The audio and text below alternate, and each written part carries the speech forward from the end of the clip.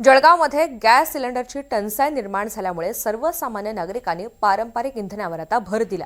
घरगुती gas cylinder मिळत नाहीयेत आणि त्यामुळे पारंपरिक इंधन म्हणून ओळख असलेल्या लाकडाची मागणी मोठ्या प्रमाणात वाढली आहे। लाकडाचे दर सुद्धा सर्वसामान्यांना परवडणारे असल्यामुळे सिलेंडर अभावी अनेकांच्या घरात आता चुली पेटलेल्या आहेत। जळगावमधील टिंबर मार्केट परिसरामध्ये असलेल्या वखारीमधून याचा आढावा घेत वखार व्यावसायिकांशी संवाद साधलेला आहे आमचे प्रतिनिधी मंगेश जोशी यांनी। परिस्थितीमुळे देशात मोठ्या प्रमाणात इंधनाची टंचाई जी आहे ती निर्माण झालेली आहे। अनेक ठिकाणी घरगुती गॅस उपलब्ध होत नसल्यामुळे गॅस एजन्सीवरती ग्राहकांच्या लांबच लांब रांगा देखील लागल्या आहेत, तर काही ठिकाणी गॅसचा काळा बाजार देखील होत असल्याचा आरोप केला जात आहे।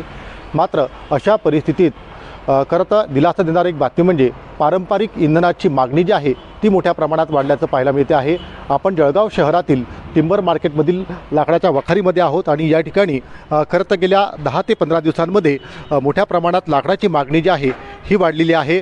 अनेक ठिकाणी खरं तर व्यावसायिक सिलेंडर बंद झाल्यामुळे अनेक व्यावसायिकांचे व्यवसाय हे बंद अवस्थेत होते, मात्र त्यावरती पर्याय म्हणून खरं तर आता गॅसऐवजी या ठिकाणी लाकडांचा वापर, शेगड्यांचा वापर हा केला जातो आणि त्याच अनुषंगाने जे आहे मोठ्या प्रमाणात या पारंपरिक इंधनाची म्हणजेच लाकडाची मागणी देखील वाढलेली आहे। आपल्यासोबत जळगाव शहरातील वखार व्यावसायिक पियुष पाटील सर आहेत। दादा, एकंदरीतच पाहायला गेलं तर किती प्रमाणात मागणी जी आहे ती या 10 ते 15 दिवसांमध्ये झाली आहे? आधी अगदी किरकोळ या ठिकाणी लाकडाची विक्री होत होती, कारण की आपण बघतो की प्रत्येक घरामध्ये आता जवळपास त्या ठिकाणी गॅस सिलेंडर असतील, शेगडी असतील किंवा त्याला पर्याय म्हणून त्या ठिकाणी इलेक्ट्रिक शेगडी असतील या त्या ठिकाणी होत्या आहे।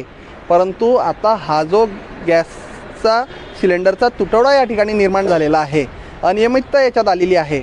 यामुळे जरी इलेक्ट्रिक शेगडीचा पर्याय असला तरी मात्र तो सामान्य वीज ग्राहकांसाठी तो परवडणारा नाही, कारण की त्याचे येणारे बिल हे मोठ्या प्रमाणावर आहे, ते जास्त वॅटचे असल्यामुळे।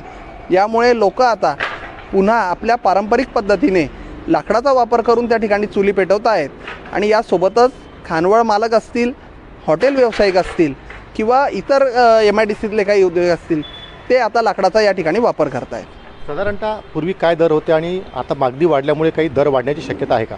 आमच्याकडे हा जो माल आहे तो आता पूर्वीपासूनच या ठिकाणी पडलेला होता आधीपासून, आणि अशी कुठली कल्पना नव्हती की गॅस सिलेंडरचा तुटवडा या ठिकाणी निर्माण होईल की काय।